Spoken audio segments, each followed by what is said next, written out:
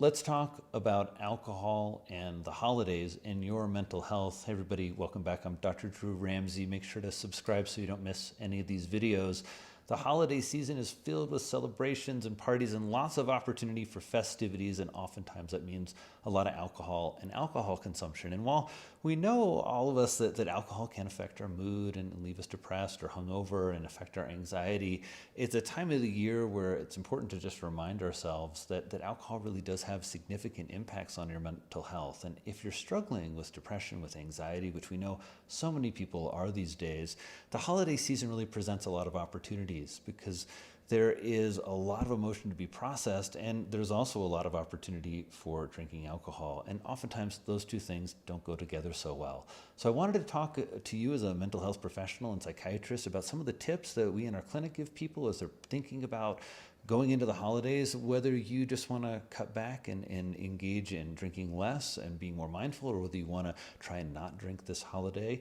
There are lots of different tools and tips and ways to do that, so I wanted to talk about some of them. We call this overall harm reduction, with the idea of really sitting and taking an accounting of what you're struggling with or concerned about in your own alcohol consumption. It doesn't mean that you have to have a quote-unquote alcohol problem or alcohol use disorder, but harm reduction is really thinking about where alcohol has caused you some problems. Let's say you had a few too many and ended up saying some nasty things at the holiday party, or you get a little too loose or flirty when you drink too much and the holiday work party didn't go so well for you last year.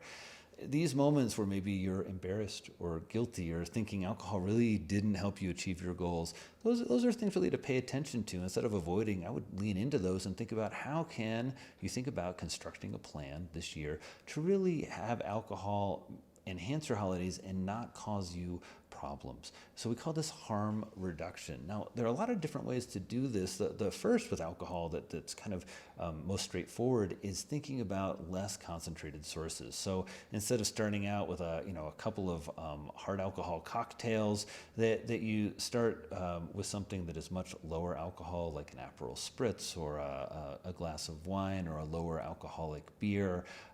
So quantity of alcohol and pacing, and being really aware of that by switching to lower alcohol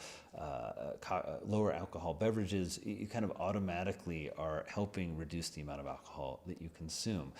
Next step that I recommend a lot is spacing drinks, making sure that you're not drinking because you're thirsty. So starting an event with a nice big glass of water or seltzer, and then in between alcoholic beverages, having something that's non-alcoholic. And we'll talk about some of my favorite replacements here in a second. So step one in harm reduction is really thinking about how much and when you're consuming alcohol and making a strategic plan to slow that down and disrupt that. Those are for people who are drinking less. If you're trying not to drink, a really important thing to do is think about the triggers, going in really well fed and nourished into events, so you're not showing up thirsty and hungry and then also potentially emotionally triggered.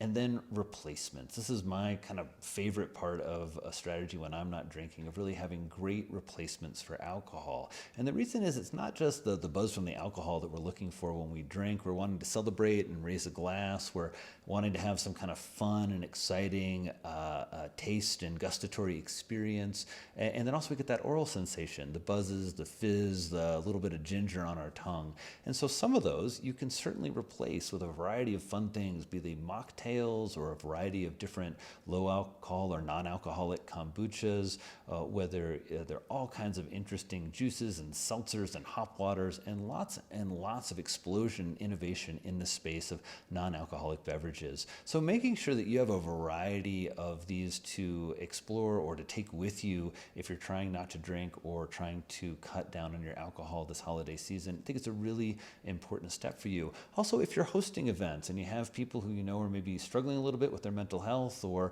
people who are trying not to drink or being sober, having a variety of options for them and being aware of that is such a helpful thing that you can do for others if you're fine with your alcohol consumption and not having a challenge with it or with your mental health this season. These are some of the ways that you can address decreasing alcohol consumption. Now, if these don't work for you, and if you're having a more significant problem, the holidays might also signal to you a real moment to reflect and think that you're struggling a little bit with alcohol use disorder. We've changed the terminology from that in mental health from alcoholism or addiction to alcohol use disorder to really try and destigmatize it.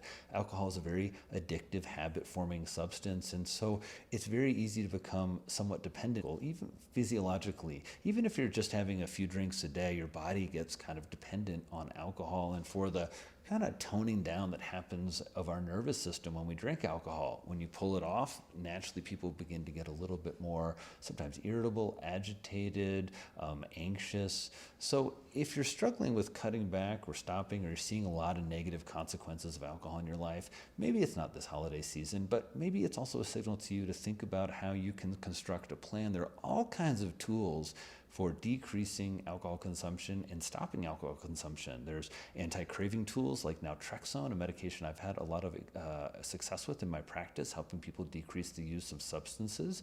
There's Antabuse, which individuals can take before a party, so you actually can't drink. If you drink alcohol, you throw up.